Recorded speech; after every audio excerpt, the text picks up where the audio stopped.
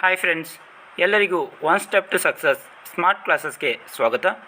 ನೋಡಿ ಫ್ರೆಂಡ್ಸ್, ನಾವು ಕಡ್ಡಾಯ ಕನ್ನಡ ಅದೇ ರೀತಿಯಾಗಿ ಸಾಮಾನ್ಯ ಕನ್ನಡದ ಬಗ್ಗೆ ಕೆಲವೊಂದಿಷ್ಟು ಇಂಪಾರ್ಟೆಂಟ್ ಪ್ರಶ್ನೋತ್ತರಗಳನ್ನು ನೋಡ್ತಾ ಬರೋಣ. ಹಿಂದಿನ ಪ್ರಶ್ನೆ ಪತ್ರಿಕೆಗಳಲ್ಲಿ ಎಫ್ ಡಿ ಎ ಮತ್ತು ಗ್ರೂಪ್ ಸಿ ಪ್ರಶ್ನೆ ಪತ್ರಿಕೆಗಳಲ್ಲಿ ಕೇಳಲಾದಂಥ ಪ್ರಶ್ನೆ ಪತ್ರಿಕೆಗಳನ್ನು ನಾವು ಇವಾಗ ಡಿಸ್ಕಷನ್ ಮಾಡೋಣ. ಈ ಕ್ಲಾಸ್ನಲ್ಲಿ ಟೋಟಲ್ 50 ಕ್ವಶನ್ಸ್ಗಳನ್ನು ಡಿಸ್ಕಷನ್ ಮಾಡ್ತಾ ಹೋಗೋಣ. 151ನೇ ಪ್ರಶ್ನೆ, ತಿನ್ನಕೂಡದು ಎಂಬುದು ಡ್ಯಾಶ್ ಪದ. ತಿನ್ನಕೂಡದು ಎಂಬುದು ಏನು ಅರ್ಥವನ್ನು ಕೊಡತ್ತೈತಪ್ಪ ಅಂದ್ರೆ, ತಿನ್ನಕೂಡದು ಅಂದರೆ ತಿನ್ನುವುದಿಲ್ಲ ಅಥವಾ ತಿನ್ನನು ಎಂಬ ಅರ್ಥವನ್ನು ಕೊಡತೈತಿ. ತಿನ್ನುವುದಿಲ್ಲ ಎಂಬ ಅರ್ಥವನ್ನು ಕೊಡತೈತಿ. ಹಾಗಾದರೆ ಇದು ಯಾವ ಪದ? ಇದು ನಿಷೇಧಾರ್ಥಕ ಪದ. ಯಾವ ಪದ? ನಿಷೇಧಾರ್ಥಕ ಪದ. ನೆಕ್ಸ್ಟ್, ಕೆಳಗೆ ಕೊಟ್ಟಿರುವ ಶಬ್ದಗಳಿಗೆ ನೋಡಿ, ಇಲ್ಲಿ ಒಂದು ಸಮನಾರ್ಥಕ ಪದವನ್ನು, ಸುಸಾಂಗತ್ಯ, ಇದರ ಸಮನಾರ್ಥಕ ಪದ ಅಥವಾ ಅದಕ್ಕೆ ಹತ್ತಿರವಾದಂಥ ಪದವನ್ನು ನಾವು ಇಲ್ಲಿ ಕೊಡಬೇಕು. ಸುಸಾಂಗತ್ಯ ಅಂದರೆ ಏನಪ್ಪ ಅಂದರೆ ಜೊತೆಗೂಡಿ ಬರುವಿಕೆ. ಏನು? ಸುಸಾಂಗತ್ಯ ಅಂದರೆ ಜೊತೆಗೂಡಿ ಬರುವಿಕೆ. ನೆಕ್ಸ್ಟ್, 10ರ ಜೊತೆಗೆ 11 ಈ ನುಡಿಗಟ್ಟಿನ ಅರ್ಥವನ್ನು ಕೇಳಲಾಗಿದೆ. ನೋಡಿ, 10 ಜೊತೆ 11 ಆಗಿರಬೇಕಪ್ಪ ಅಂದರೆ ಇದರ ಅರ್ಥ ಏನಪ್ಪ ಅಂದರೆ ಇತರರಂತೆಯೇ ಇರು. ಏನಂತ ಆನ್ಸರ್ ಆಗತ್ತೈತಿ? ಇತರರಂತೆ, ಬೇರೆಯವ್ರು ಹೆಂಗಿರ್ತಾರಲ್ಲ ಅವರು ಕೂಡ ನೀನು ಹಾಗೆ ಇರು ಅಂತೇಳಿ ಅರ್ಥವನ್ನು ಕೊಡ್ತೈತಿ. ನೆಕ್ಸ್ಟ್, ವಾಹಕ ಇದರ ವಿರುದ್ಧಾರ್ಥಕ ಪದ. ವಾಹಕ ಪದದ ವಿರುದ್ಧಾರ್ಥಕ ಪದ ಅವಾಹಕ. ಏನಾಗ್ತೈತಿ? ಅವಾಹಕ. 155ನೇ ಪ್ರಶ್ನೆ, ಗುಂಪಿಗೆ ಸೇರದ ಶಬ್ದವನ್ನು ಗುರುತಿಸಿ. ಗುಂಪಿಗೆ ಯಾವ ಪದ ಶಬ್ದ ಸೇರಲ್ಲ ಅಂತೇಳಿ ನೋಡೋಣ. ಹೋಗುವ, ತಿನ್ನುತ್ತಿರುವ, ಹೇಳುವ, ಕೇಳುವ. ನೋಡಿ, ಇಲ್ಲಿ ಏನು ಬಂದಿದೆಪ್ಪ ಅಂದರೆ ಇಲ್ಲಿ ಭವಿಷ್ಯತ್ ಕಾಲದ ಕಾಲಸೂಚಕ ಪ್ರತ್ಯಯ ಐತಿ. ಯಾವುದೈತಿ? ಭವಿಷ್ಯತ್ ಕಾಲದ ಕಾಲಸೂಚಕ ಪ್ರತ್ಯಯ. ಇಲ್ಲಿ ಏನಿರೋದು? ಇಲ್ಲಿರೋದು ವರ್ತಮಾನ ಕಾಲದ ಕಾಲಸೂಚಕ ಪ್ರತ್ಯಯ. ಹಾಗಾದರೆ ಭವಿಷ್ಯತ್ ಕಾಲದ ಕಾಲಸೂಚಕ ಪ್ರತ್ಯಯ ಏನು? ವ. ಭವಿಷ್ಯತ್ ಕಾಲದ್ದು. ವರ್ತಮಾನ ಕಾಲದ್ದು ಉತ್ತ. ಭೂತಕಾಲದ್ದು ದ. ಈ ರೀತಿಯಾಗಿ ಬರ್ತಾವೆ. ಹಾಗಾಗಿ ಇಲ್ಲಿ ಗುಂಪಿಗೆ ಸೇರಿದ ಪದ ಯಾವುದು? ಆಪ್ಷನ್ ಬಿ, ತಿನ್ನುತ್ತಿರುವ. ನೆಕ್ಸ್ಟ್, ರಾಮಧಾನ್ಯ ಚರಿತೆಯನ್ನು ಬರೆದವರು ಪುರಂದರದಾಸರು. ಈ ಗೆರೆ ಎಳೆದ ಭಾಗದಲ್ಲಿ ತಪ್ಪೈತತ್ತ, ಸರಿ ಉತ್ತರವನ್ನು ನಾವೇನು ಮಾಡ್ಬೇಕತ್ತ? ಗುರುತಿಸಿ ಬರಿಬೇಕತ್ತ. ಪುರಂದರದಾಸರಕ್ಕೆ ಏನು ಮಾಡಿದ್ದಾರೆ? ಗೆರೆಯನ್ನು ಎಳೆದಿದ್ದಾರೆ. ಹಾಗಾದರೆ ರಾಮಧಾನ್ಯ ಚರಿತೆ ಎಂಬ ಕೃತಿಯನ್ನು ಬರೆದವರು ಯಾರು? ರಾಮಧಾನ್ಯ ಚರಿತ್ರೆ ಎಂಬ ಕೃತಿಯನ್ನು ಬರೆದವರು ಕನಕದಾಸರು. ಯಾರು ಬರೀತಾರೆ? ಕನಕದಾಸರು ರಾಮಧಾನ್ಯ ಚರಿತೆ ಎಂಬ ಕೃತಿಯನ್ನು ರಚನೆ ಮಾಡ್ತಾರೆ. ನೆಕ್ಸ್ಟ್, ಡ್ಯಾಶ್ ಎಂಬ ಪಾಶ್ಚಾತ್ಯ ವಿದ್ವಾಂಸರು ಕನ್ನಡ ಇಂಗ್ಲೀಷ್ ನಿಘಂಟನ್ನು ರಚಿಸಿದ್ದಾರೆ. ಕನ್ನಡ ಇಂಗ್ಲೀಷ್ ನಿಘಂಟನ್ನು ರಚಿಸಿದವರು ಯಾರಪ್ಪ ಅಂದರೆ ಕಿಟೆಲ್, ಫರ್ಡಿನಾಂಡ್ ಕಿಟೆಲ್ ಅಂತ ಕರೀತಾರೆ. ಇವರು ಏನು ಮಾಡ್ತಾರೆ? ಕನ್ನಡ ಇಂಗ್ಲೀಷ್ ನಿಘಂಟನ್ನು ರಚನೆ ಮಾಡ್ತಾರೆ. ಅರಿಲ್ ಎಂದರೆ ಇದ ಸಮನಾರ್ಥಕ ಪದ ಏನಂತ ಪ್ರಶ್ನೆ ಇದೆ. ಇದಕ್ಕೆ ಸರಿಯಾದ ಉತ್ತರ ಗೆಲುವನ್ನು ಬಯಸುವವನು. ಅರಿಲ್ ಎಂದರೆ ಯಾರು? ಗೆಲುವನ್ನು ಬಯಸುವವನು. ಪಿಂದೆಸೆ ಈ ಪದದ ವಿರುದ್ಧಾರ್ಥಕ ಪದ. ಪಿಂದೆಸೆ ಪದದ ವಿರುದ್ಧಾರ್ಥಕ ಪದ ಏನಪ್ಪ ಅಂದರೆ ಹಿಂದೆಸೆ. ಹಿಂದೆಸೆ ಅಂದ್ರೇ ಹಿಂದೆಸೆ ಅತ್ತಾತೈತಿ. ಪಿ ಅನ್ನುವಂಥದ್ದು ಹಿಂದೆಸೆ ಅತ್ತಾತೈತಿ. ಹಿಂದೆಸೆ, ಹೌದಾ? ಇದರ ವಿರುದ್ಧಾರ್ಥಕ ಪದ ಮುಂದೆಸೆ. ಪಿಂದೆಸೆಯ ವಿರುದ್ಧಾರ್ಥಕ ಪದ ಏನು? ಮುಂದೆಸೆ. ನೆಕ್ಸ್ಟ್, ಮೈಯೆಲ್ಲ ಕಣ್ಣಾಗಿರು ಈ ನುಡಿಗಟ್ಟಿನ ಅರ್ಥವನ್ನು ಬರೆಯಿರಿ ಅಂತ ಕೊಟ್ಟಿದ್ದಾರೆ. ಮೈಯೆಲ್ಲ ಕಣ್ಣಾಗಿರು ಅಂದರೆ ತುಂಬ ಜಾಗರೂಕತೆಯಿಂದ ಇರಬೇಕು. ಮೈಯೆಲ್ಲ ಕಣ್ಣಾಗಿರ್ಬೇಕು. ಯಾವ ರೀತಿ? ಅವರು ಏನು ಮಾಡಬೇಕು? ತುಂಬ ಜಾಗರೂಕತೆಯಿಂದ ಇರು ಎಂಬ ಅರ್ಥವನ್ನು ಕೊಡ್ತೈತಿ. ನೆಕ್ಸ್ಟ್, ಗುಂಪಿಗೆ ಸೇರದ ಪದವನ್ನು, ಶಬ್ದವನ್ನು ಗುರುತಿಸಿ. ನಡೆದಾಡು, ಸುತ್ತಾಡು, ಕಾದಾಡು, ತಿರುಗಾಡು. ನಡೆದಾಡು ಅಂದರೆ ನಾವು ನಡೆಯುವುದನ್ನು ಸೂಚಿಸ್ತೈತಿ. ಇದು ಸುತ್ತಾಡು ಅಂದರೂ ಕೂಡ ನಡೆಯುವುದನ್ನು ಸೂಚಿಸ್ತೈತಿ. ತಿರುಗಾಡು ಕೂಡ, ಇದು ಕೂಡ ನಡೆಯುವುದನ್ನು ಸೂಚಿಸ್ತೈತಿ. ಉಳಿದಿದ್ದು ಯಾವುದು? ಕಾದಾಡು. ಕಾದಾಡು ಅಂದರೆ ಜಗಳ ಆಡು ಅಂತ ಅರ್ಥವನ್ನು ಕೊಡ್ತೈತಿ. ಹಾಗಾದರೆ ಸರಿಯಾದ ಉತ್ತರ ಕಾದಾಡು.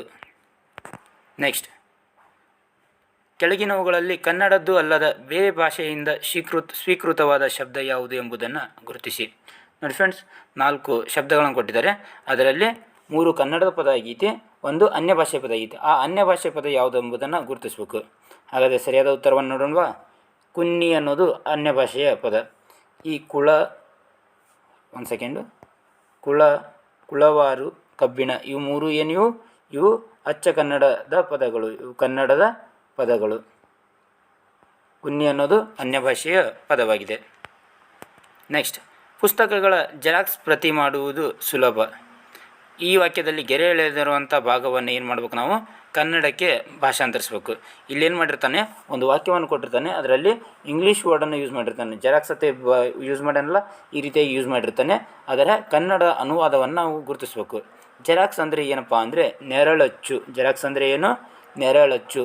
ಎಷ್ಟೋ ಜನ ಏನು ತಿಳ್ಕೊತಾರೆ, ನಕಲು ಅಥವಾ ದ್ವಿಪ್ರತಿಯತೆ ತಿಳ್ಕೊಂಡು ಇವಕ್ಕೆ ಆನ್ಸರ್ ಮಾಡಿ ಬರ್ತಾರೆ. ಅದು ಏನಾಗುತ್ತೆ, ತಪ್ಪಾಗುತ್ತೆ. ನೆರಳಚ್ಚು ಅನ್ನೋದು ಜೆರಾಕ್ಸ್ನ ಕನ್ನಡದ ರೂಪ. ನೆಕ್ಸ್ಟ್, ಅಕ್ರೂರ ಚರಿತೆ ಕಾವ್ಯವನ್ನು ಬರೆದವನು. ಅಕ್ರೂರ ಚರಿತೆ ಎಂಬ ಕಾವ್ಯವನ್ನು ಯಾರು ಬರೀತಾರೆ, ಸೋಮನಾಥ ಕವಿ ಬರೀತಾನೆ. ಯಾರು ಬರೀತಾನೆ, ಸೋಮನಾಥ ಕವಿಯವರು ಯಾವ ಕೃತಿಯನ್ನು ಬರೀತಾರಪ್ಪ ಅಂದರೆ ಅಕ್ರೂರ ಚರಿತೆ ಎಂಬ ಕಾವ್ಯವನ್ನು ಬರೀತಾರೆ. ನೆಕ್ಸ್ಟ್, ಒಡ್ಡಾರಾಧನೆ ಕಾವ್ಯದ ರಚನೆಕಾರ. ಒಡ್ಡಾರಾಧನೆ ಈ ಕೃತಿ ಯಾರ್ದಪ್ಪ ಅಂದರೆ ಶಿವಕೋಟಾಚಾರ್ಯರದು. ಯಾರ್ದು, ಶಿವಕೋಟಾಚಾರ್ಯರ ಒಡ್ಡಾರಾಧನೆ. ಇದು ಕನ್ನಡದ ಮೊಟ್ಟ ಮೊದಲ ಗದ್ಯ ಕೃತಿ. ಯಾವ ಕೃತಿ, ಗದ್ಯ ಕೃತಿ. ಯಾವುದು, ಒಡ್ಡಾರಾಧನೆ. ಇದರ ರಚನೆಕಾರರು ಯಾರು, ಶಿವಕೋಟಾಚಾರ್ಯ. ಈ ರೀತಿ ನಿಮಗೆ ಕನ್ಫ್ಯೂಷನ್ ಮಾಡೋಕ್ಕೆ ಶಿವ ರೇವಾಚಾರ್ಯ ಅಂತೂ ಕೂಡ ಕೊಟ್ಟಿದ್ದಾರೆ, ರೇವಕೋಟಾಚಾರ್ಯ ಅಂತೂ ಕೂಡ ಕೊಟ್ಟಿದ್ದಾರೆ.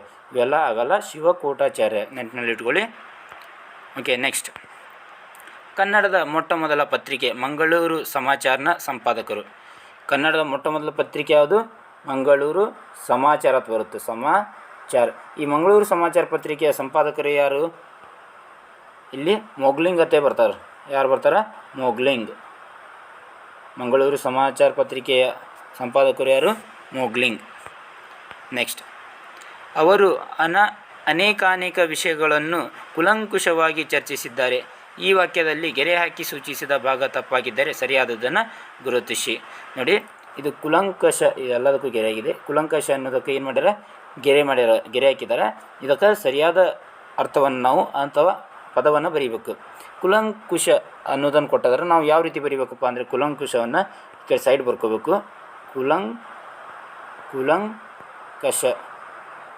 ಕುಲಂಕಷತೆ ಈ ರೀತಿಯಾಗಿ ಬರ್ತೈತಿ. ಹಾಗಾದರೆ ಇಲ್ಲಿ ಯಾವ ಆನ್ಸರ್ ಕರೆಕ್ಟ್ ಆಗುತ್ತೆ, ಆಪ್ಷನ್ ಎ ಕರೆಕ್ಟ್ ಆಗುತ್ತೆ.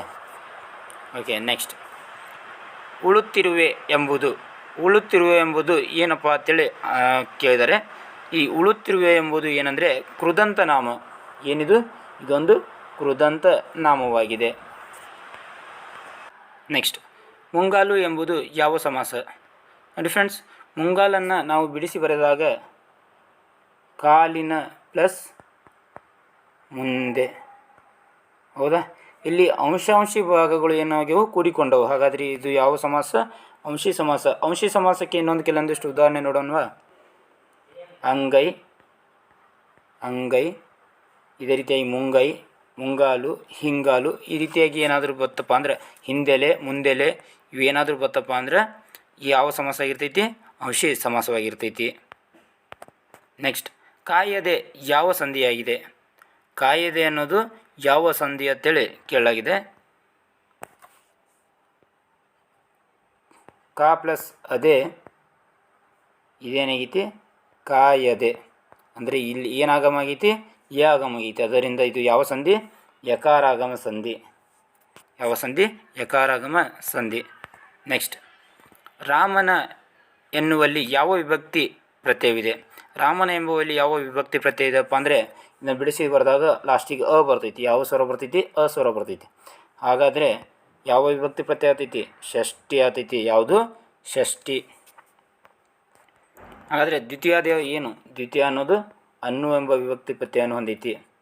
ಚತುರ್ಥಿ ಗೆ, ಹೀಗೆ ಮತ್ತು ಕೆ ಎಂಬ ವಿಭಕ್ತಿ ಪ್ರತ್ಯಯವನ್ನು ಹೊಂದೈತಿ. ಸಪ್ತಮಿ ಅಲ್ಲಿ, ಸಪ್ತಮಿ ಅನ್ನೋದು ಅಲ್ಲಿ ಎಂಬ ವಿಭಕ್ತಿ ಪ್ರತ್ಯಯವನ್ನು ಹೊಂದೈತಿ. ಷಷ್ಠಿ ಅ. ಗೊತ್ತಾಯ್ತಾ. ಓಕೆ. ನೆಕ್ಸ್ಟ್, ಕಲ್ಲು ಮಂಟಪ ಎಂಬುದರ ವಿಗ್ರಹ ರೂಪ. ನೋಡಿ, ಕಲ್ಲು ಮಂಟಪ ಎಂಬುದರ ವಿಗ್ರಹ ರೂಪವನ್ನು ಬಿಡಿಸ್ತಾ ಹೋದರೆ ವಿಗ್ರಹ ರೂಪ ಅಂತ ಯಾವುದಕ್ಕೆ ಹೇಳ್ತಾನಪ್ಪ ಅಂದರೆ, ನೋಡಿ, ಒಂದು ಸಮಾಸವನ್ನು ಕೊಟ್ಟಿದ್ನಪ್ಪ ಅಂದರೆ ವಿಗ್ರಹ ರೂಪ ಮಾಡಿರತ್ತೆ ಕೊಡ್ತಾನೆ, ಸಂಧಿ ಕೊಟ್ಟಿದ್ನಪ್ಪ ಅಂದರೆ ಬಿಡಿಸಿ ಬರೆಯರತ್ತೆ ಕೊಡ್ತಾನೆ. ಹೌದಾ. ಇವಾಗ ಸಮಾಸ ರೂಪದಲ್ಲಿ ವಿಗ್ರಹ ಮಾಡಿ ಬರೀಬೇಕು. ಕಲ್ಲಿನ ಪ್ಲಸ್ ಮಂಟಪ, ಕಲ್ಲಿನ ಪ್ಲಸ್ ಮಂಟಪ, ಇದು ಏನಾದೈತಿ, ಕಲ್ಲು ಮಂಟಪ. ಹಾಗಾದರೆ ಆಪ್ಷನ್ ಸಿ ಸರಿಯಾದ ಉತ್ತರ, ಕಲ್ಲಿನ ಮಂಟಪ ಅತಿಥಿ. ನೆಕ್ಸ್ಟ್, ಹಣ್ಣು ಹಂಪಲು ಡ್ಯಾಶ್ಗೆ ಉದಾಹರಣೆ. ನೋಡಿ, ಹಣ್ಣು ಹಂಪಲು ಎಂಬ ಒಂದು ವರ್ಡನ್ನು ಶಬ್ದವನ್ನು ಕೊಟ್ಟಿದ್ದಾನೆ, ಅದು ಯಾವುದಕ್ಕೆ ಉದಾಹರಣೆ ಕೇಳಲಾಗಿದೆ. ಇದಕ್ಕೆ ಸರಿಯಾದ ಉತ್ತರ ಜೋಡು ನುಡಿಗೆ ಉದಾಹರಣೆ. ಯಾವುದಕ್ಕೆ ಉದಾಹರಣೆ? ಜೋಡು ನುಡಿಗೆ. ನೆಕ್ಸ್ಟ್, ತಿಂಗಳು ಈ ಪದದ ಸಮಾನಾರ್ಥಕ ಅಥವಾ ಅತಿ ಸಮೀಪದ ಅರ್ಥವುಳ್ಳ ರೂಪವನ್ನು ತಿಳಿಸಿ ಅಂತ ಕೇಳಲಾಗಿದೆ. ಹೌದಾ? ತಿಂಗಳು ಅಂದ್ರೇನು? ತಿಂಗಳು ಅಂದರೆ ಚಂದ್ರ. ತಿಂಗಳು ಅಂದರೆ ಏನು? ಚಂದ್ರ. ನೆಕ್ಸ್ಟ್, ಆಕೃತಿ ಈ ಪದದ ವಿರುದ್ಧಾರ್ಥಕ ಪದ. ಆಕೃತಿ ನಿರಾಕೃತಿ. ಆಕೃತಿ ನಿರಾಕೃತಿ. ನೆಕ್ಸ್ಟ್, ಕಣ್ಣಿಗೆ ಎಣ್ಣೆ ಹಾಕಿ ನೋಡು ಈ ನುಡಿಗಟ್ಟಿನ ಅರ್ಥವನ್ನು ವಿವರಿಸುವ ರೂಪವನ್ನು ಆಯ್ಕೆ ಮಾಡಿ ಅಂತೇಳಿ ಕೇಳಲಾಗಿದೆ. ಕಣ್ಣಿಗೆ ಎಣ್ಣೆ ಹಾಕ್ಕೊಂಡು ನೋಡಪ್ಪ ಅಥವಾ ಕಣ್ಣಿಗೆ ಎಣ್ಣೆ ಬಿಟ್ಕೊಂಡು ಓದು ಅಂತ ಹೇಳ್ತಾರಲ್ಲ, ಅಂದರೆ ಎಚ್ಚರಿಕೆಯಿಂದ ಓದು. ಕಣ್ಣಿಗೆ ಎಣ್ಣೆ ಬಿಟ್ಕೊಂಡು ಓದು ಅಂದರೆ ಎಚ್ಚರಿಕೆಯಿಂದ ಓದು. ಕಣ್ಣಿಗೆ ಎಣ್ಣೆ ಹಾಕಿ ನೋಡು ಅಂದರೆ ಎಚ್ಚರಿಕೆಯಿಂದ ಗಮನಿಸು. ಓಕೆ. ನೆಕ್ಸ್ಟ್, ಗುಂಪಿಗೆ ಸೇರದ ಪದವನ್ನು ಗುರುತಿಸಿ. ಗುಂಪಿಗೆ ಸೇರಲಾರ್ದಂಥ ಒಂದು ಪದ ಐತಿಲ್ಲಿ, ಅದನ್ನು ನಾವೇನು ಮಾಡಬೇಕು? ಗುರುತಿಸ್ಬೇಕು. ಹುಡುಗ, ಹಸು, ಹಕ್ಕಿ, ಹಲಸು ಅಂತೇಳಿ 4 ಪದವನ್ನು ನೀಡಲಾಗಿದೆ. ಹೌದಾ? ಹುಡುಗ ಅನ್ನೋದು ಕೂಡ ಇದಕ್ಕೆ ಜೀವ ಇದೆ. ನೆಕ್ಸ್ಟ್, ಹಸು ಇದು ಕೂಡ ಒಂದು ಪ್ರಾಣಿ. ಹಕ್ಕಿ ಇದೊಂದು ಕೂಡ ಪಕ್ಷಿ. ಅಂದರೆ ಈ 3ಕ್ಕೂ ಜೀವ ಐತಿ. ಹಲಸು ಅನ್ನೋದು ಹಣ್ಣು ಆತೈತಿ, ಇದಕ್ಕೆ ಜೀವ ಇಲ್ಲ. ಹಾಗಾಗಿ ನಾವು ಯಾವ ಗುಂಪಿಗೆ ಸೇರಿದ ಪದ ಯಾವುದು? ಹಲಸು. ಹೋಗಬೇಡ ಎಂಬುದು ಯಾವ ಕ್ರಿಯಾಪದ? ಇದಕ್ಕೆ ಸರಿಯಾದ ಉತ್ತರ ನೋಡ್ತಾ ಬರೋದಾದರೆ ಪ್ರತಿಷೇಧಾರ್ಥಕ ಕ್ರಿಯಾಪದ. ಯಾವ ಕ್ರಿಯಾಪದ? ಪ್ರತಿಷೇಧಾರ್ಥಕ. ಅಥವಾ ಈ ರೀತಿಯಾಗಿ ಪ್ರತಿಷೇಧಾರ್ಥಕ ಕೊಟ್ಟಿರಲಿಲ್ಲಪ್ಪ ಅಂದರೆ ಅಲ್ಲಿ ಏನು ಬರ್ತಿತ್ತು? ನಿಷೇಧಾರ್ಥಕ ಅನ್ನೋದು ಇತ್ತಪ್ಪ ಅಂದರೆ ಅದು ನಿಷೇಧಾರ್ಥಕ ಕರೆಕ್ಟ್ ಆಗುತ್ತೆ. ಹೌದಾ? ಇಲ್ಲಿ ಏನಾಗುತ್ತೆ? ಇಲ್ಲಿ ಇದು ಕೊಟ್ಟಿದ್ದಾನೆ, ಪ್ರತಿಷೇಧಾರ್ಥಕ ಕೊಟ್ಟಿದ್ದಾನೆ, ಅದಕ್ಕಾಗಿ ಪ್ರತಿಷೇಧಾರ್ಥಕ ಸರಿಯಾದ ಉತ್ತರ ಆಗುತ್ತೆ. ನೆಕ್ಸ್ಟ್, ಕೇಳಿದ ಮಾತು ಎಂಬಲ್ಲಿ ಕೇಳಿದ ಎಂಬುದು ಡ್ಯಾಶ್. ಕೇಳಿದ ಮಾತು ಎಂಬಲ್ಲಿ ಕೇಳಿದ ಎಂಬುದು ಡ್ಯಾಶ್ ಅಂತ ಕೇಳಲಾಗಿದೆ. ಇದು ಏನು? ಕೃದಂತ ವಿಶೇಷಣ ಅತಿಥಿ. ಏನಾದಿತಿ? ಕೃದಂತ ವಿಶೇಷಣ. ನೆಕ್ಸ್ಟ್, ಎತ್ತು ಎಂಬುದು ಯಾವ ಲಿಂಗ ಪದ? ನೋಡಿ, ಎತ್ತು ಎಂಬುದು ಯಾವ ಲಿಂಗ ಪದ ಅಂತ ಕೊಟ್ಟಾಗ ಆಲ್ಮೋಸ್ಟ್ ಎಲ್ಲರೂ ಏನಾಗ್ತಾರಪ್ಪ ಅಂದರೆ ಪುಲ್ಲಿಂಗಕ್ಕೆ ಮಾರ್ಕ್ ಮಾಡಿ ಬರ್ತಾರೆ ಆಲ್ಮೋಸ್ಟ್. ಹೌದಾ? ಗೊತ್ತಿದ್ದವರು ಓದೋರು ಏನು ಮಾಡ್ತಾರೆ? ನಪುಸಕ ಲಿಂಗ ಅಂತ ಹಾಕಿ ಬರ್ತಾರೆ. ನೋಡಿ, ಯಾವುದೇ ಪ್ರಾಣಿಗಳು ಏನಾದರೂ ಬಂದವಪ್ಪ ಅಂದರೆ ಅವು ನಪುಸಕ ಲಿಂಗದಲ್ಲೇ ಬರ್ತಾವೆ ಕನ್ನಡದಲ್ಲಿ. ಹೌದಾ? ಈ ಎತ್ತು ಆಗಿರ್ಬೋದು, ಎಮ್ಮೆ ಆಗಿರ್ಬೋದು, ಆಕಳು, ಆಡು, ಕುರಿ, ಮೇಕೆ ಇವೆಲ್ಲವೂ ಕೂಡ ಯಾವುದ್ರಾಗ ಬರ್ತೈತಿ? ನಪುಸಕ ಲಿಂಗಕ್ಕೆ ಉದಾಹರಣೆ ಆಗ್ತೈತಿ. ಓಕೆನಾ? ಗೊತ್ತಾಯ್ತಾ? ನೆಕ್ಸ್ಟ್, ಊರೂರು ಯಾವ ಸಂಧಿಯಾಗಿದೆ? ಊರು ಪ್ಲಸ್ ಊರು. ಊರೂರನ್ನು ಬಿಡಿಸಿ ಬರೆದಾಗ ಊರು ಪ್ಲಸ್ ಊರು. ಹೌದಾ? ಇಲ್ಲಿ ಪೂರ್ವ ಪದ, ಇದು ಉತ್ತರ ಪದ. ಇಲ್ಲಿ ಏನಾಗೈತಿ? ಪೂರ್ವ ಪದದಲ್ಲಿರುವಂಥ ಹೂ ಎನ್ನುವಂಥ ಸ್ವರ ಏನಾಗೈತಿ? ಲೋಪ ಆಗೈತಿ. ಹಾಗಾಗಿ ಇದು ಯಾವುದು? ಲೋಪ ಸಂಧಿಗೆ ಉದಾಹರಣೆ. ನೆಕ್ಸ್ಟ್, ಊಹಾತೀತ ಎಂಬುದರ ವಿಗ್ರಹ ರೂಪ. ಊಹಾತೀತ ಎಂಬುದರ ವಿಗ್ರಹ ರೂಪ ಏನಾದೀತಪ್ಪ ಅಂದರೆ ಊಹೆಗೆ ಅತೀತ. ಊಹೆಗೆ ಅತೀತ, ಊಹಾತೀತ. ಹಾಗಾದರೆ ಆಪ್ಷನ್ ಬಿ ಸರಿಯಾದ ಉತ್ತರ. ನೆಕ್ಸ್ಟ್, ಆಸ್ಪತ್ರೆಯಲ್ಲಿಯ ರೋಗಿಗಳಿಗೆ ಹಣ್ಣನ್ನು ನೀಡಲಾಯಿತು ಈ ವಾಕ್ಯದಲ್ಲಿಯ ಕರ್ತೃಪದ. ನೋಡಿ, ಕರ್ತೃಪದವನ್ನು ಕೇಳಲಾಗಿದೆ. ಇಲ್ಲಿ ಏನು ಕೊಳ್ಳಲಾಗಿದೆ? ಆಸ್ಪತ್ರೆಯಲ್ಲಿಯ ರೋಗಿಗಳಿಗೆ ಹಣ್ಣನ್ನು ನೀಡಲಾಯಿತು. ಈ ವಾಕ್ಯದಲ್ಲಿನ ಕರ್ತೃಪದ. ಇಲ್ಲಿ ಯಾವುದಾದ್ರೂ ಕರ್ತೃಪದ ಕಾಣ್ತಾ ಇದೆಯಾ? ಯಾವುದೇ ಕರ್ತೃಪದ ಇಲ್ಲ. ಹಾಗಾಗಿ ಯಾವುದೂ ಇಲ್ಲ ಅಂತ ಆನ್ಸರ್ ಇದೆಯಲ್ಲ, ಇದು ಸರಿಯಾಗುತ್ತೆ. ಓಕೆ. ನೆಕ್ಸ್ಟ್, ಮಾಡುತ್ತಾಳೆ ಎಂಬ ಕ್ರಿಯಾಪದದ ನಿಷೇಧ ರೂಪ. ಮಾಡುತ್ತಾಳೆ ಎಂಬುದರ ಕ್ರಿಯಾಪದದ ನಿಷೇಧ ರೂಪ ಏನು ಬರ್ತೈತಿ? ಮಾಡುವುದಿಲ್ಲ ಎಂಬಂಥ ಅರ್ಥವನ್ನು ನೀಡ್ತೈತಿ. ನಿಷೇಧ ರೂಪ ಯಾವುದು? ಮಾಡುವುದಿಲ್ಲ. ನೆಕ್ಸ್ಟ್, ಬನವಾಸಿ ಯಾರ ರಾಜಧಾನಿಯಾಗಿತ್ತು? ನೋಡಿ, ಬನವಾಸಿ ಎಂಬುದು ಯಾರ ರಾಜಧಾನಿಯಾಗಿತ್ತಂದರೆ ಇದು ಕದಂಬರ ರಾಜಧಾನಿಯಾಗಿತ್ತು. ಯಾರ ರಾಜಧಾನಿ? ಕದಂಬರ. ಹಾಗಾದರೆ ಕದಂಬರ ಮನೆತನದ ಸ್ಥಾಪಕ ಯಾರು? ಮಯೂರವರ್ಮ. ಯಾರು? ಮಯೂರವರ್ಮ ಕದಂಬರ ಮನೆತನದ ಸ್ಥಾಪಕ. ಹೌದಾ? ಕದಂಬರ ರಾಜಲಾಂಛನ ಯಾವುದು? ಸಿಂಹ. ಕದಂಬರ ರಾಜಲಾಂಛನ ಸಿಂಹ. ಪ್ರಸಿದ್ಧ ದೊರೆ ಕಾಕುತ್ಸವರ್ಮ. ಹೌದಾ. ಕನ್ನಡದ ಮೊದಲ ಶಾಸನ ಹಲ್ಮಿಡಿ ಶಾಸನ. ಯಾವ ಶಾಸನ? ಈ ಹಲ್ಮಿಡಿ ಶಾಸನ. ಈ ಹಲ್ಮಿಡಿ ಶಾಸನ ಕಂಡುಬರೋದು ಹಾಸನ ಜಿಲ್ಲೆಯ ಬೇಲೂರು ತಾಲೂಕಿನಲ್ಲಿ ಕಂಡುಬರ್ತೈತಿ. ಹಾಸನ ಜಿಲ್ಲೆಯ ಬೇಲೂರು ತಾಲೂಕಿನ ಹಲ್ಮಿಡಿ ಎಂಬ ಗ್ರಾಮದಲ್ಲಿ ಕಂಡುಬರ್ತೈತಿ. ಯಾವ ಶಾಸನ? ಹಲ್ಮಿಡಿ ಶಾಸನ. ಈ ಹಲ್ಮಿಡಿ ಶಾಸನವನ್ನು ಹೊರಡಿಸಿದವರು ಯಾರು? ಕಾಕುತ್ಸವರ್ಮ ಹೊರಡಿಸ್ತಾನೆ. ಯಾವ ವರ್ಮ? ಕಾಕುತ್ಸವರ್ಮ. ಇವ ಕಾಕುತ್ಸವರ್ಮ ಅದನ್ನಲ್ಲ, ಇವ ಕದಂಬರ ಪ್ರಸಿದ್ಧ ಅರಸ. ನೆಕ್ಸ್ಟ್, ಸಿನಿಮಾ ಇದು ಯಾವ ಭಾಷೆಯಿಂದ ಬಂದಿದೆ? ಸಿನಿಮಾ ಎಂಬ ಪದ ಯಾವ ಭಾಷೆಯಿಂದ ಬಂದಿದೆಯಪ್ಪ ಅಂದರೆ ಇದು ಇಂಗ್ಲೀಷ್ ಭಾಷೆಯಿಂದ ಬಂದಿದೆ. ಯಾವ ಭಾಷೆಯಿಂದ ಬಂದೈತಿ? ಇಂಗ್ಲೀಷ್ ಭಾಷೆಯಿಂದ ಬಂದಿದೆ. ನೆಕ್ಸ್ಟ್, ಕೆಳಗಿನವುಗಳಲ್ಲಿ ಸರಿಯಾದ ಶಬ್ದ ರೂಪಗಳನ್ನು ಗುರುತಿಸಿ. ಒಂದು ಪ್ರಶ್ನೆ ಕೊಟ್ಟಿದ್ದಾರೆ, ಇದರಲ್ಲಿ ಸರಿಯಾದ ಶಬ್ದ ರೂಪವನ್ನು ಗುರುತಿಸ್ಬೇಕತ್ತ. ನಿರ್ಬಂಧ. ನಿರ್ಬಂಧ ಯಾವ ರೀತಿ ಬರಿತೀವಿ ನಾವು? ಫಸ್ಟ್ ಸೈಡಿಗೆ ಬರ್ಕೋಬೇಕು. ನಿರ್ಬಂಧ. ನಾವೆಲ್ಲ ಏನು ತಿಳ್ಕೊತೀವಿ? ಭಾಳ ಈಸಿ ಅದಾವ ತಿಳ್ಕೊತೀವಿ. ಆದರೆ ಅಲ್ಲಿ ಬರೆಯೋ ಟೈಮ್ನಾಗ ಒಂದು ಕೊಂಡಿ ಎಲ್ಲಿ ಸಿಡ್ಬೇಕು ಅನ್ನೋದು ಗೊತ್ತಾಗಲ್ಲ, ಒಂದು ದೀರ್ಘ ಎಲ್ಲಿ ಬರ್ತೈತೆ ಅನ್ನೋದು ಗೊತ್ತಾಗಲ್ಲ. ಹೌದಾ. ಈ ರೀತಿ ಆಗ್ಯಾವತ್ತವು. ಅದಕ್ಕಾಗಿ ನೀವು ಏನು ಮಾಡಬೇಕು? ಓದುವಾಗ ವರ್ಡ್ಸ್ಗಳನ್ನು ಲಕ್ಷ್ಯ ಇಟ್ಟು ನೋಡ್ಕೊಂಡು ಓದ್ತಾ ಇರಬೇಕು. ಓಕೆನಾ. ನಿರ್ಬಂಧ ಈ ರೀತಿಯಾಗಿ ಬರ್ತೈತಿ. ಹಾಗಾದರೆ ಈ ರೀತಿಯಾದಂಥ ಆಪ್ಷನ್ ಎಲ್ಲಿದೆ? ಆಪ್ಷನ್ ಸಿ ಸರಿಯಾದ ಉತ್ತರ. ಓಕೆ. ನೆಕ್ಸ್ಟ್, ಪಯಣ ಈ ಪದದ ಮೂಲ ರೂಪವನ್ನು ತಿಳಿಸಿ. ಪಯಣ ಈ ಪದದ ಮೂಲ ರೂಪ ಏನಾಗ್ತೈತಿ? ಪ್ರಯಾಣ ಮಾಡುವುದು ಆಗ್ತೈತಿ. ಪಯಣ ಅಂದರೆ ಪ್ರಯಾಣ ಮಾಡುವುದು, ಇದರ ಮೂಲ ರೂಪ. ನೆಕ್ಸ್ಟ್, ವನಿ ಈ ಪದದ ಸಮಾನಾರ್ಥಕವನ್ನು ಗುರುತಿಸಿ. ವನಿ ಪದದ ಸಮಾನಾರ್ಥಕ ರೂಪ ಏನಪ್ಪ ಅಂದ್ರೆ ವನಿ ಅಂದರೆ ಹನಿ. ಸಮಾನಾರ್ಥಕ ಪದ ಯಾವುದು? ಹನಿ ಆಗ್ತೈತಿ. ನೆಕ್ಸ್ಟ್, ಹಗಲು ಇದರ ವಿರುದ್ಧಾರ್ಥಕ ಪದ. ಹಗಲು ಪದದ ವಿರುದ್ಧಾರ್ಥಕ ಪದ ಯಾವುದಪ್ಪ ಅಂದರೆ ಈರುಳು. ಕಣ್ಣು ಬಿಟ್ಟು ನೋಡು ಈ ಪದದ ವಿಶೇಷ ಅರ್ಥವನ್ನು ಗುರುತಿಸಿ. ನೋಡಿ, ಕಣ್ಣು ಬಿಟ್ಟು ನೋಡು ಎಂಬ ಪದದ ವಿಶೇಷ ಅರ್ಥ ಏನಪ್ಪ ಅಂದರೆ ಗಮನದಲ್ಲಿಟ್ಟು ನೋಡು. ಆಪ್ಷನ್ ಎ, ಗಮನದಲ್ಲಿಟ್ಟು ನೋಡು.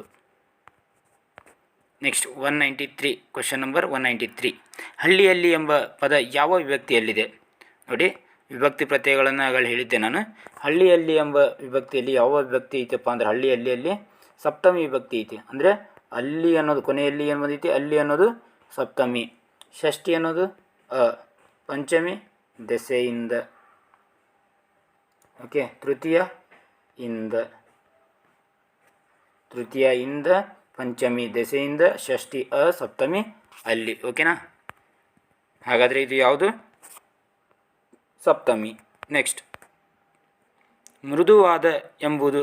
ನೋಡಿ, ಮೃದುವಾದ ಎಂಬುದು ಒಂದು ಕ್ರಿಯಾಪದವೋ, ಅವ್ಯಯವೋ, ಅಥವಾ ಗುಣವಾಚಕವೋ, ಅಥವಾ ಸರ್ವನಾಮವೋ? ಇದಕ್ಕೆ ಸರಿಯಾದ ಉತ್ತರ ಇದೊಂದು ಗುಣವಾಚಕ. ಯಾವ ರೀತಿ ಗುಣವನ್ನು ಸೂಚಿಸ್ತೈತಿ? ಇದು ಮೃದು ಅನ್ನುವಂಥ ಗುಣವನ್ನು ಸೂಚಿಸ್ತೈತಿ. ಅದಕ್ಕಾಗಿ ಗುಣವಾಚಕಗಳು ಯಾವ ರೀತಿ ಇರ್ತವೆ? ಮೃದು, ಗಟ್ಟಿ, ಕರಿದು ಅಥವಾ ಕಪ್ಪು, ಬಿಳುಪು, ಹೊಸ, ಹಳೆ, ಈ ರೀತಿಯಾಗಿ ಏನಾದರೂ ಒಂದು ಹಿರಿದು, ಈ ರೀತಿಯಾಗಿ ಏನಾದರೂ ಒಂದು ಗುಣವನ್ನು ಸೂಚಿಸ್ತಿತ್ತಪ್ಪ ಅಂದ್ರೆ ಅದು ಏನಾಗಿರ್ತೈತಿ? ಗುಣವಾಚಕವಾಗಿರ್ತೈತಿ. ನೆಕ್ಸ್ಟ್, ಮಳೆಗಾಲ ಎಂಬುದು ಯಾವ ಸಮಾಸವಾಗಿದೆ? ಮಳೆಗಾಲ ಎಂಬುದು ಯಾವ ಸಮಾಸಪ್ಪ ಅಂದರೆ ಇದು ತತ್ಪುರುಷ ಸಮಾಸ. ಯಾವ ಸಮಾಸ? ತತ್ಪುರುಷ ಸಮಾಸ. ಹಾಗಾದರೆ ತತ್ಪುರುಷ ಸಮಾಸ ಅಂದರೆ ಏನಂತ ಕೇಳ್ಬೋದು.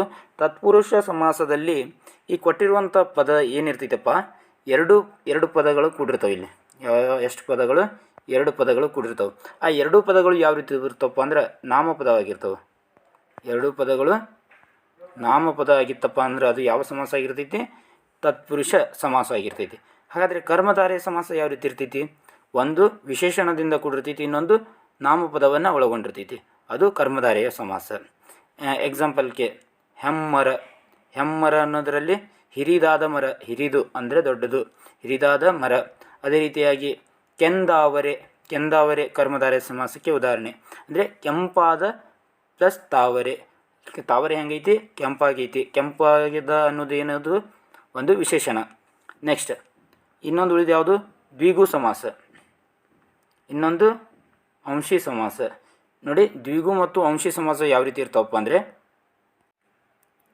ಅಂಶಿ ಸಮಾಸವು ಅಂಶ ಕೆಲವೊಂದಿಷ್ಟು ಅಂಶೀಯ ಎಂಬ ಎರಡು ಪದಗಳನ್ನು ಒಳಗೊಂಡಿರ್ತೈತಿ. ಯಾವ ರೀತಿಯಪ್ಪ ಅಂದರೆ ನೋಡಿ, ಮುಂಗಾಲು ಬಂದಿತ್ತಲ್ಲ ಆಗಲೇ, ಮುಂಗಾಲು ನಮ್ಮ ಒಂದು ದೇಹಕ್ಕೆ ಸಂಬಂಧಪಟ್ಟಂಥ ಒಂದು ಅಂಗ, ಅದರ ಜೊತೆಗೆ ಒಂದು ಅದು ಹಿಂದೋ ಮುಂದೋ ಅನ್ನೋದು ಈ ರೀತಿಯಾಗಿ ನೋಡಿ, ಇಲ್ಲಿ ಕಾಲಿನ ಮುಂದೆ ಮುಂದು ಅತೆ ಬರ್ತೈತಿ, ಇದು ಮುಂಗಾಲು. ಅಂಗೈ ಅತೆ ಬರ್ತೈತಿ, ಅಂಗೈ, ಮುಂಗೈ, ಹಿಂದೆಲೆ, ಮುಂದೆಲೆ ಈ ರೀತಿ ಬಂದು ಅಂದ್ರೆ ಅದು ಅಂಶಿ ಸಮಾಸಕ್ಕೆ ಉದಾಹರಣೆ ಆಗಿರ್ತಾವೆ. ಓಕೆನಾ. ನೆಕ್ಸ್ಟ್ ದ್ವಿಗು ಸಮಾಸ ಯಾವ ರೀತಿ ಇರ್ತೈತಪ್ಪ ಅಂದ್ರೆ ಇಲ್ಲಿ ನೋಡಿ, ದ್ವಿಗು ಸಮಾಸವು ಏನು ಒಳಗೊಂಡಿರ್ತೈತಪ್ಪ ಅಂದರೆ ಇಮ್ಮಡಿ ಅಂದರೆ ಒಂದು ಸಂಖ್ಯೆಯನ್ನು ಒಳಗೊಂಡಿರ್ತೈತಿ. ಇಮ್ಮಡಿ ಅಂದರೆ 2 + ಮಡಿ, ಇಮ್ಮಡಿ. ಹೌದಾ. ಮುಮ್ಮಡಿ, ಇಮ್ಮಡಿ, ಮುಮ್ಮಡಿ ಈ ರೀತಿಯಾಗಿ ಒಂದು ಸಂಖ್ಯೆಯನ್ನು ಒಳಗೊಂಡಿತ್ತಪ್ಪ ಅಂದ್ರೆ ಅದು ಯಾವ ಸಮಾಸ ಇರ್ತೈತಿ? ದ್ವಿಗು ಸಮಾಸವಾಗಿರ್ತೈತಿ. ನೆಕ್ಸ್ಟ್ ಗಿಡಬಳ್ಳಿ ಎಂಬುದರ ವಿಗ್ರಹ ವಾಕ್ಯ. ಗಿಡಬಳ್ಳಿ ಎಂಬುದರ ವಿಗ್ರಹ ವಾಕ್ಯವನ್ನು ನಾವು ನೋಡ್ತಾ ಬರೋದಾದರೆ, ಗಿಡ ಮತ್ತು ಬಳ್ಳಿ, ಗಿಡಬಳ್ಳಿಯನ್ನು ವಿಗ್ರಹ ವಾಕ್ಯ ಏನು? ಗಿಡ ಮತ್ತು ಬಳ್ಳಿ. ನೆಕ್ಸ್ಟ್ ಕರ್ವಾಲೋ ಕಾದಂಬರಿ ಬರೆದವರು. ಕರ್ವಾಲೋ ಎಂಬ ಕಾದಂಬರಿಯನ್ನು ರಚಿಸಿದವರು ಯಾರಪ್ಪ ಅಂದರೆ ಪೂರ್ಣಚಂದ್ರ ತೇಜಸ್ವಿ. ಯಾರು ರಚಿಸ್ತಾರೆ? ಪೂರ್ಣಚಂದ್ರ ತೇಜಸ್ವಿ ಅವರು ಕರ್ವಾಲೋ ಎಂಬ ಕಾದಂಬರಿಯನ್ನು ರಚನೆ ಮಾಡ್ತಾರೆ. ನೆಕ್ಸ್ಟ್ ಗೋಕಾಕರಿಗೆ ಜ್ಞಾನಪೀಠ ಪ್ರಶಸ್ತಿ ದೊರಕಿಸಿಕೊಟ್ಟ ಕೃತಿಯ ಹೆಸರು. ಗೋಕಾಕ್ರವರಿಗೆ ಜ್ಞಾನಪೀಠ ಪ್ರಶಸ್ತಿ ದೊರಕಿಸಿಕೊಟ್ಟ ಕೃತಿ ಯಾವುದಪ್ಪ ಅಂದರೆ ಭಾರತ ಸಿಂಧು ರಶ್ಮಿ. ಯಾವ ಕೃತಿ? ಭಾರತ ಸಿಂಧು ರಶ್ಮಿ. ಇಲ್ಲಿ ಭಾರತ ಸಿಂಧು ಅಂತ ಅಷ್ಟೇ ಕೊಟ್ಟಿದ್ದಾರೆ, ಇದು ರಾಂಗ್ ಆನ್ಸರ್ ಆಗುತ್ತೆ. ದ್ಯಾವ್ಯ ಪೃಥ್ವಿ ಇದು ಕೂಡ ಆಗಲ್ಲ. ಸಮರಸ್ಯ ಜೀವನ ಇದು ಕೂಡ ಆಗಲ್ಲ. ಯಾವ ಕೃತಿ? ಭಾರತ ಸಿಂಧು ರಶ್ಮಿ. ಹಾಗಾದರೆ ಗೋಕಾಕ್ ಅವರಿಗೆ 5ನೇ ಜ್ಞಾನಪೀಠ ಪ್ರಶಸ್ತಿ ಸಿಗ್ತೈತಿ. ಎಷ್ಟನೇದ್ದು? 5ನೇ ಜ್ಞಾನಪೀಠ ಪ್ರಶಸ್ತಿ. ವಿಕ್ರು ಗೋಕಾಕ್ ಅವರ ಕಾವ್ಯನಾಮ ಏನಪ್ಪ ಅಂದರೆ ವಿನಾಯಕ. ವಿನಾಯಕ ಎಂಬುದು ವಿಕ್ರು ಗೋಕಾಕ್ ಅವರ ಕಾವ್ಯನಾಮ. ಇವರ ಪೂರ್ಣ ಹೆಸರು ವಿನಾಯಕ ಕೃಷ್ಣ ಗೋಕಾಕ್. ವಿಕ್ರು ಗೋಕಾಕ್ ಅವರ ಪೂರ್ಣ ಹೆಸರು ವಿನಾಯಕ ಕೃಷ್ಣ ಗೋಕಾಕ್. ಓಕೆ. ನೆಕ್ಸ್ಟ್ ಕನ್ನಡವಕ್ಕಿ ಎಂದರೆ. ಕನ್ನಡವಕ್ಕಿ ಎಂಬುದು ಏನನ್ನ ಅರ್ಥವನ್ನು ನೀಡ್ತೈತಪ್ಪ ಅಂದರೆ ಇದು ಗಿಳಿ ಎಂಬ ಅರ್ಥವನ್ನು ಕೊಡ್ತೈತಿ. ಓಕೆನಾ. ನೆಕ್ಸ್ಟ್ ಕಟ್ಟಳಲು ಎಂದರೆ. ಕಟ್ಟಳಲು ಎಂಬ ಪದದ ಅರ್ಥ ಏನಪ್ಪ ಅಂದರೆ ಅತಿಯಾದ ದುಃಖ. ಅತಿಯಾದ ದುಃಖ ಇತ್ತಪ್ಪ ಅಂದ್ರೆ ಅದಕ್ಕೆ ಏನಂತ ಕರಿತೀವಿ? ಕಟ್ಟಳಲು ಅಂತ ಕರಿತೀವಿ. ನೋಡಿ, ಇವೆರಡು ಇಂಪಾರ್ಟೆಂಟ್ ಅದಾವು. ಕನ್ನಡವಕ್ಕಿ ಅಂದರೆ ಏನು ಅನ್ನೋದನ್ನು ನೆನಪಿಟ್ಕೊಳ್ಳಿ. ಗಿಳಿ. ಕಟ್ಟಳಲು ಅಂದರೆ ಅತಿಯಾದ ದುಃಖ. ಹೌದಾ. ನೋಡಿ ಫ್ರೆಂಡ್ಸ್, ಇದಿಷ್ಟು ಟೋಟಲಾಗಿ 50 ಕ್ವಶನ್ಸನ್ನು ಡಿಸ್ಕಷನ್ ಮಾಡಿದ್ದೀವಿ. ಇವು ಯಾವುದಕ್ಕೆ ಸಂಬಂಧಪಟ್ಟಂತೆ ಸಾಮಾನ್ಯ ಕನ್ನಡ ಪರೀಕ್ಷೆ PDOಗಾಗಿರ್ಬೋದು, ವಿಲೇಜ್ ಅಕೌಂಟೆಂಟ್ ಆಗಿರ್ಬೋದು, ಗ್ರೂಪ್ ಸಿ ಆಗಿರ್ಬೋದು, ಮತ್ತಿತರ ಯಾವುದೇ ಎಕ್ಸಾಮ್ಗಾದರೂ ಸಾಮಾನ್ಯ ಕನ್ನಡ ಪರೀಕ್ಷೆ ಇತ್ತಪ್ಪ ಅಂದರೆ ಈ ರೀತಿಯಾದ ಪ್ರಶ್ನೆಗಳು ಇರ್ತವೆ. ಓಕೆ. ಅದೇ ರೀತಿಯಾಗಿ ವಿಲೇಜ್ ಅಕೌಂಟೆಂಟ್ನಲ್ಲಿ ಏನು ಕಂಪಲ್ಸರಿ ಕನ್ನಡ ಪರೀಕ್ಷೆ ನಡೆಸ್ತಾ ಇದ್ದಾರಲ್ಲ, ಅದರಲ್ಲೂ ಕೂಡ ಈ ರೀತಿಯಾದ ಪ್ರಶ್ನೆಗಳನ್ನು ಕೇಳ್ತಾರೆ. ನಾವು ಹಿಂದಿನ ಕ್ಲಾಸ್ನಲ್ಲಿ 10 ಕ್ಲಾಸ್ಗಳನ್ನು ಮಾಡಿದ್ದೀವಿ. ಅದರ ಏನಾದರೂ ಕ್ಲಾಸಸ್ ಬೇಕಪ್ಪ ಅಂದರೆ ನಮ್ಮ ಡಿಸ್ಕ್ರಿಪ್ಷನ್ನಲ್ಲಿ ಇದು ಪ್ಲೇಲಿಸ್ಟ್ನಲ್ಲಿ ಇರುತ್ತೆ, ಕನ್ನಡ ಕ್ಲಾಸಸ್ ಅಂತ ಇದೆ, ಅಲ್ಲಿ ಹೋಗಿ ನೀವು ವೀಕ್ಷಣೆಯನ್ನು ಮಾಡ್ಬೋದು. ಇನ್ನೂ ಯಾರ್ಯಾರು ನಮ್ಮ ಚಾನಲ್ಗೆ ಸಬ್ಸ್ಕ್ರೈಬ್ ಮಾಡಿಲ್ಲ, ಬೇಗನೆ ಸಬ್ಸ್ಕ್ರೈಬ್ ಮಾಡಿ. ಈ ಕ್ಲಾಸ್ ನಿಮಗೆ ಇಷ್ಟ ಆಗಿದ್ದರೆ ನಿಮ್ಮ ಫ್ರೆಂಡ್ಸ್ಗಳಿಗೂ ಕೂಡ ಶೇರ್ ಮಾಡಿ ಮತ್ತು ಲೈಕ್ ಮಾಡೋದನ್ನು ಮರೆಯಬೇಡಿ. ಧನ್ಯವಾದಗಳು.